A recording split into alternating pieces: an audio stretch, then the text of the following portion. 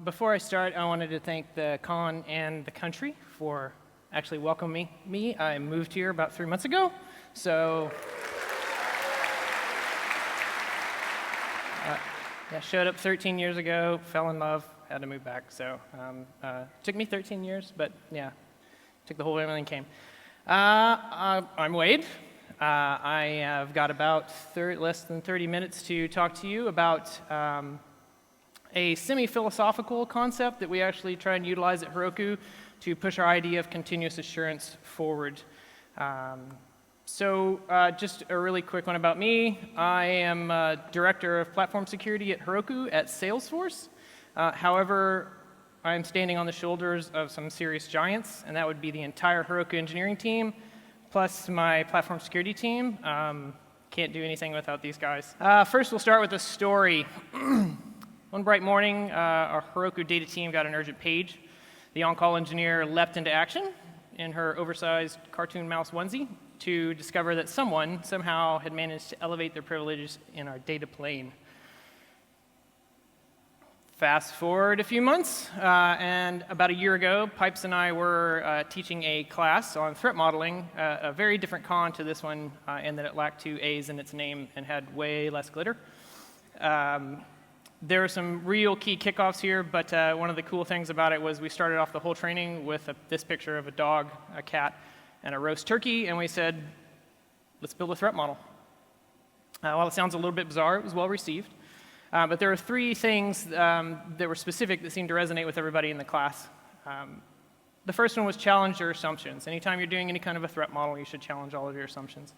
So when you're designing and engineering software and systems, there are certain security assumptions made regardless of what you're building, whether that's isolation of processes, segregation of roles, basics of authentication, the use of well-known encryption protocols. All these provide their own form of security.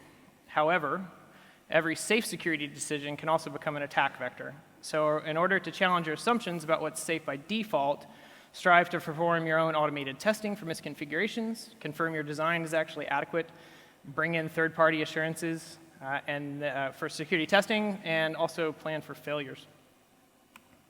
Good quote from Mr. Taleb here. We are demonstrably arrogant about what we think we know. We certainly know a lot, but we have a built-in tendency to think that we know a little bit more than we actually do, enough of that little bit to occasionally get us into serious trouble.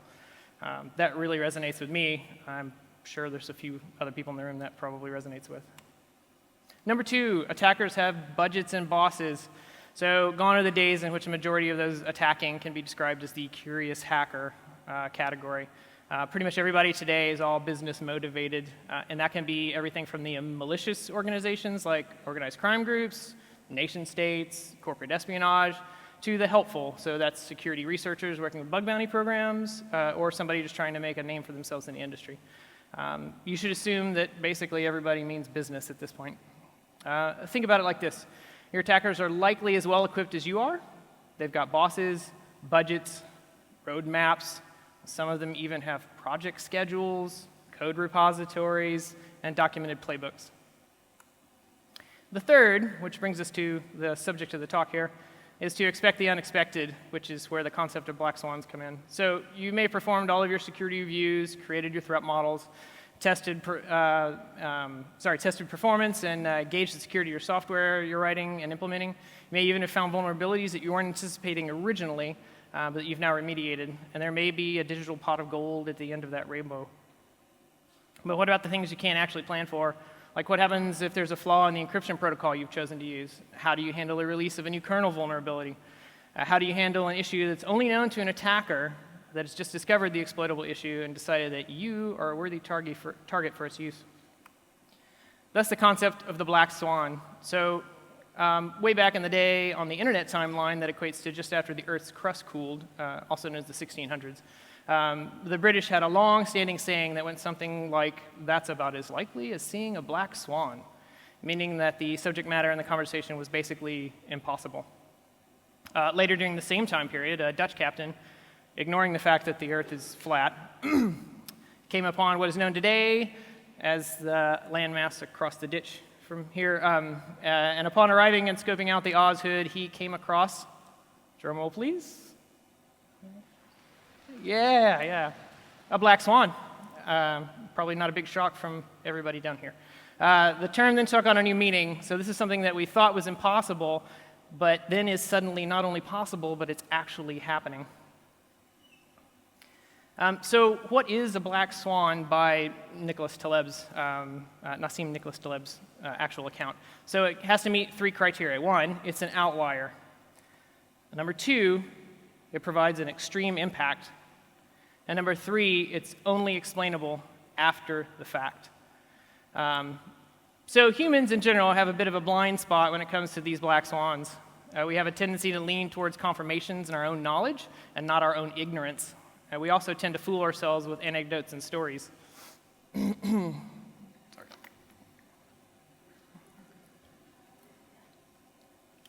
Water. Sorry.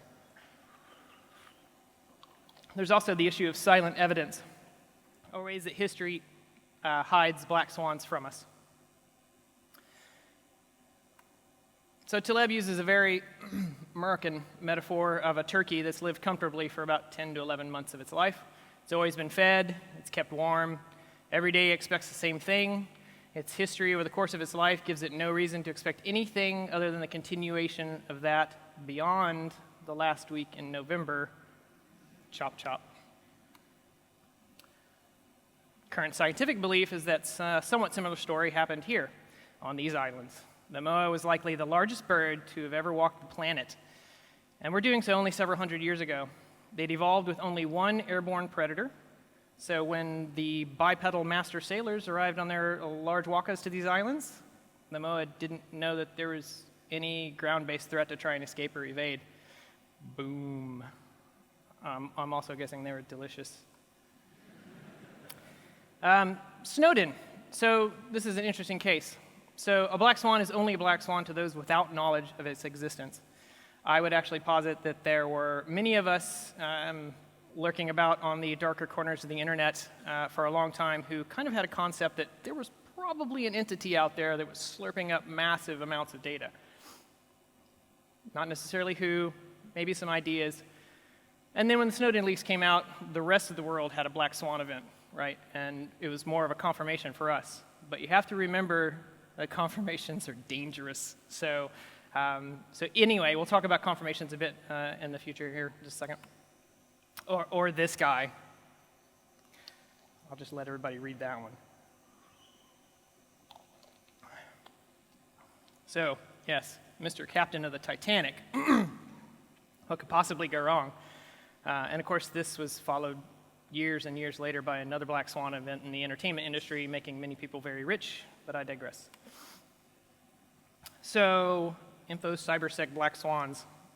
So I looked up some information to see how many other people had discussed this topic before, and most of well, actually all of the things that I found would basically lead to a concept of people saying you have to figure out what your black swan event is going to be, and then work your way backwards in order to find your mitigation. There's a bit of a problem with that. So that's more of a gray swan. I can predict that deploying a web server is going to provide me with potentially these vulnerabilities, and I can work to mitigate those. I can't deploy a web server and then predict when and how an ODay is going to drop in Apache and try and fix that, right? So that's kind of the concept with these things. You can't try to predict them. Anytime you try to predict these, basically you become more vulnerable to the ones that you did not actually try to predict, or were not able to actually predict. And as Mr. Yogi Berra said, it's tough to make predictions, especially about the future. So this comes into play when we're threat modeling all the time. So how do we make this model more resilient? It's really about resiliency. So anything that becomes complex becomes by its very nature more fragile and susceptible to black swans. As a platform as a service, also affectionately known as an RCE as a service, and as Taleb stated earlier, just like the turkey problem I mentioned earlier, the same hand that feeds you can also be the one that wrings your neck. We aim to remove large amounts of complexity for the developer utilizing the platform, which can free up time to ensure that the engineers writing and deploying the code should focus on the security of their application and not have to think about the security of the actual underlying infrastructure. This is not a sales pitch, but at Heroku we believe that security is a byproduct of excellence in engineering. So removing complexity, removing friction, engaging with the engineers at a direct level all pushes towards that concept. Something to keep in mind, there's both positive and negative black swans. So let's rejoin our regularly scheduled anecdotal story program where we left off. So the on-call engineer immediately pinged our team about the Priv-esque and asked for our help in finding out what the hell had happened. Our team jumped on it basically as fast as I fled Brexitville a few months back. So within minutes, the engineer actually had the user identified, the instance in question was isolated, and then followed up on the process of banning the user and starting to pull the logs so we could find out exactly what had happened. The log showed some interesting tidbits, like an IP from Russia, which gave us all the warm and fuzzies, and at least a partial idea of how this exploit had actually affected Postgres. A member of our team dug the email up from the naughty account and dropped them an email stating that, hey, a quick dig around looks like you might be a researcher, so what's up? We got a reply fairly quickly with wow, that was fast, from the researcher, and he was more than willing to work with us, suddenly. We also pushed him over to our bug bounty program so he could score some sweet ducats for burning an O-day on the platform. He, of course, let us know that he'd be reaching out to Postgres to let them know about the issue, and then agreed to open whatever the Russian equivalent of a kimono is. Don't tell me, I'd rather not know. In this regard, we were able to actually create a mitigation that allowed Heroku to be protected against this and any other similar attacks weeks and weeks before there was an official patch released. So, again, back to the positive and negatives, specifically in this case. The negative, well, there was an O-day popped in a production data service that could result in bypass of isolation of that data. The positive, we had instrumentation in place to actually detect this elevation of privilege for any reason in the data plane of the platform.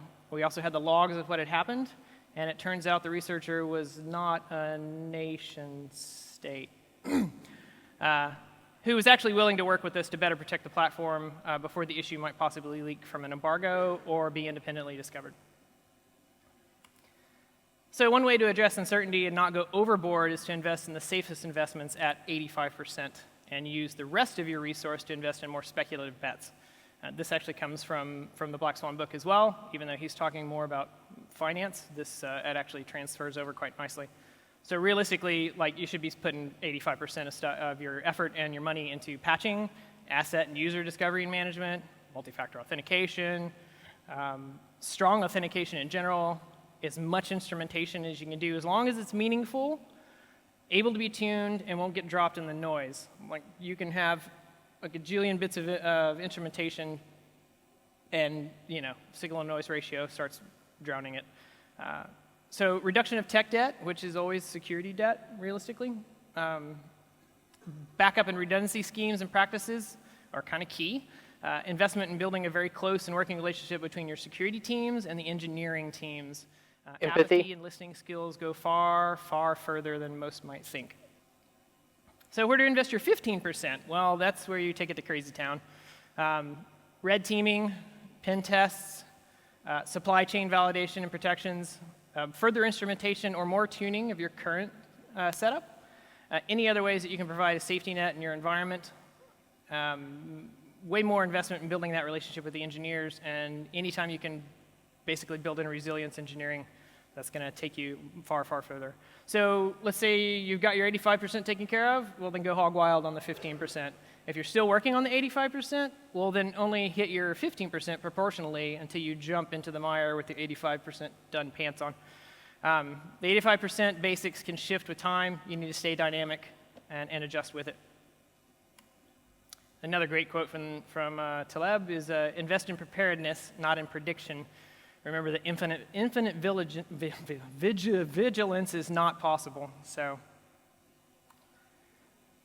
there's also an interesting thing about compliance. So it's a funny one in my opinion, because there's the concept of black swan and blindness.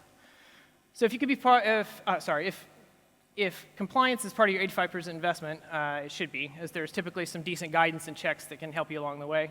At the same time, having all the boxes checked can lead to a black swan blindness, in that you can think, hey, we've got all these shiny certs, we're all good, bust out the champagne and cough syrup.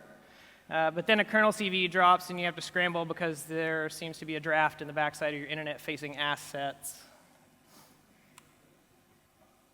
So continuous assurance, let's talk about that just for a minute. The first time this crossed my desk was a blog post from Jamie Finnegan, which I know probably a few people in this room know. He's a Kiwi. And he wrote up a great blog post about how at Aravale, a health data company that he was running security for, utilized it. And so it resonated very closely with me because we had a lot of the same things going on at Heroku. So specifically with our views of continuous assurance, we've got least privilege. Some of these are going to sound really familiar, right, because they're old and people are still not doing them. But least privilege, secure by default, harden, automate testing, validation of all the things, compartmentalize. Remember, security is like an ogre, it has layers. Meaningful instrumentation and supply chain verification. So let's talk just a little bit about least privilege. So creating minimal privilege access, ensuring legit elevation is tracked and logged is key, right? You always want to have that in place. Monitoring for any changes in your source access, your admins, your sensitive files that actually control all those other things, like these are key as well. And again, refer to the other story just above about least privilege. Kind of makes sense. Secure by default, well, you should make sure your applications and running systems should all start their lives in a default secure state. Instead of, and it's very easy to do in a cloud environment now. You can actually do that while you're building it and not, deploy your OS and what was the name of wasn't there a lion worm that hit Linux? Like, I'm going to date myself here, 2000, something like that. And I remember because I was loading all of my updates, building Red Hat, as it were, and then connecting to get my updates. And while on dial-up, I was getting my updates. There it was, hit me. I woke up the next morning, was awfully disappointed to have to pull out my 17 disks and start reinstalling the OS again. But that gives you an idea there. Like now we have the technology, we have the ability to actually build something in a secure state and start from there.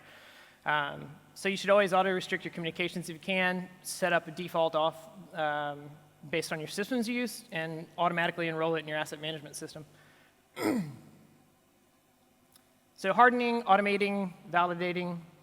So basically, think about it. Your configs, your OS, your orchestration, your authentication, your authorization, all of those things should be hardened, automated testing performed on those. And you should do all the validation on that. So create your signatures, check them, drop the weirdos, and then challenging assumptions in the automated fashion anytime you can, because manually you're going to fail. Compartmentalize. You got to keep them separated. So sandbox all the things. So if you have sensitive workflows, then you want to ensure that you have isolation for running those sensitive workflows as opposed to everything else.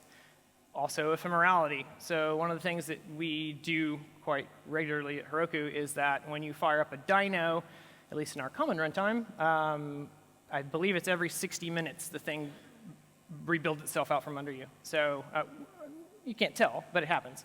And the other spaces, the more secured spaces than that are actually the same way, but over a little bit longer period of time. But ephemerality is frustrating for an attacker, right? Like, hey, I've got my foothold. Whoa, what just happened? It's gone. Yeah, so these things happen. I'll talk a little bit more about that in a minute, too. Layers. So I just talked about ephemerality. Skip that. But there's also a thing that happened. So I was at a conference in France, and I was having a conversation with a few people, and there was a respected researcher thought leader involved in the conversation who basically said all HSMs are complete and utter crap. They all have vulnerabilities, they're all backdoorable, they're all crap. And that's great, and I'm not going to disagree, but I am willing to bet and willing to stand behind the fact that when you put an HSM into a hardened environment, if you already get to the HSM, game over anyway, right? So it's providing no alternative to, and just saying HSMs are crap is, well, crap. So you should provide a solution, and again, layers, right? So meaningful instrumentation as well. So alerting for privesk, as we noted earlier. Anomalous instance behavior, that's another thing we look for. Moving security or negative testing into your pipelines, that's another big bit. Doing secret detection at check-in, this is something we're pretty heavy on as well. Getting an alert when somebody's actually like, oh, look, that's a private key. Hey, it's in the code repo now. You might want to go roll that. So that's a good one to alert on as well. And then that also, all of these things actually provides direct and immediate feedback to the engineering teams. And our experience has been when we provide that direct and immediate feedback to the engineering teams, they really appreciate that. Not only do they appreciate that, they recognize the fact that you're doing a really good job. Not only that, it happens to be where they're working at the current time, not 3 months down the road when somebody finds it and they're like, what was that piece of code for? Okay, it's going to take me an hour to get reinitialized on that piece of code. Go back, try and okay. So yeah, that immediate feedback has some fantastic results. Supply chain verification. How do you know if you have vulnerable libraries that you're running or pulling? How do you know if your source has been compromised? How do you verify your builds when you run through your build pipeline? And then again, your CI/CD pipeline, is it verified and regularly tested? Good example of that is Chris Brompony on our team actually built a tool called BOTB, or Break Out of the Box. That's available on GitHub. It's actually a fantastic way to test your container and your container environment. If you're utilizing containers for anything, this is a fantastic thing to run in there and see what pops out the other side. Yeah, lots of stories behind that one, I could tell. Not right now. So this is a matter of debate. I'm sure not everybody. A lot of people are familiar with this, though.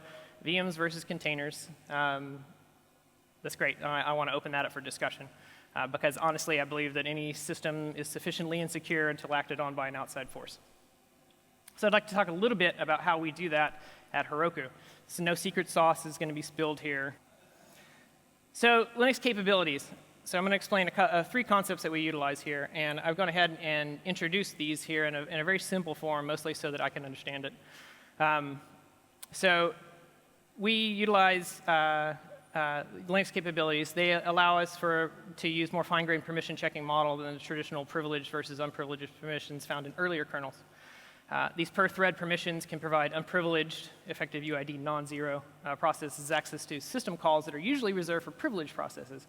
But at the same time, by dropping capabilities available in the thread, it's possible to prevent a privileged process from accessing certain system calls. I think Etienne on my team explained it best as, think about it as role-based access control for the kernel. So, setcomp policies. So if you're not familiar with those, setcomp filtering allows for the blocking or allowing specific system calls, which greatly reduces the possible attack surface and removes common exploit paths. And then we use an unprivileged user. So all containers, which we call dynos, run within an unprivileged user. This has a randomly generated UID for each dyno. Unprivileged containers, if an unprivileged container user somehow gains access to the resources on underlying instances, the permission would be denied through permission checks in the kernel.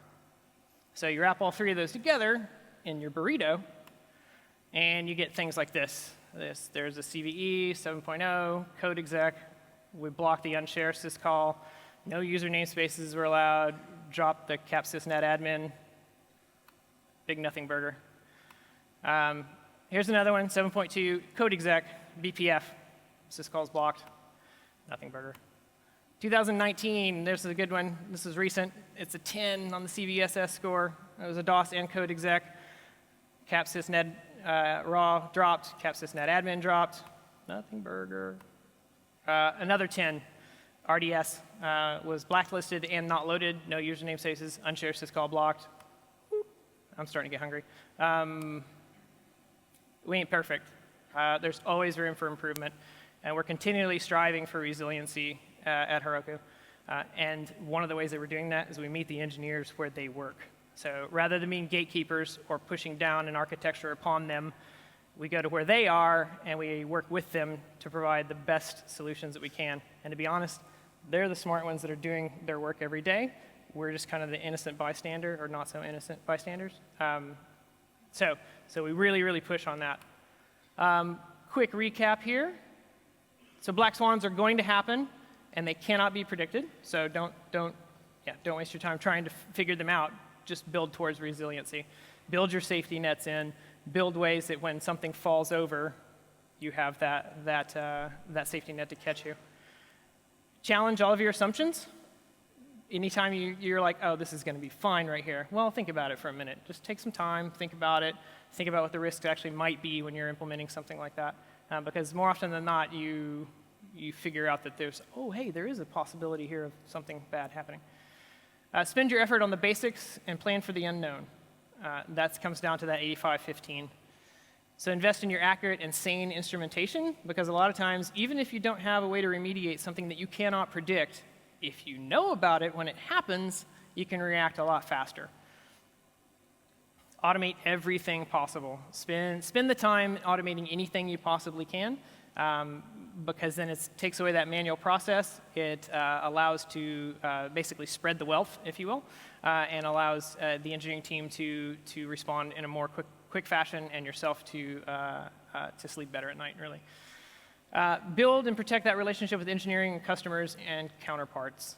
Cannot stress this enough. If we didn't have the relationship we have with the Heroku engineering team, we would be in a far, far, far worse place.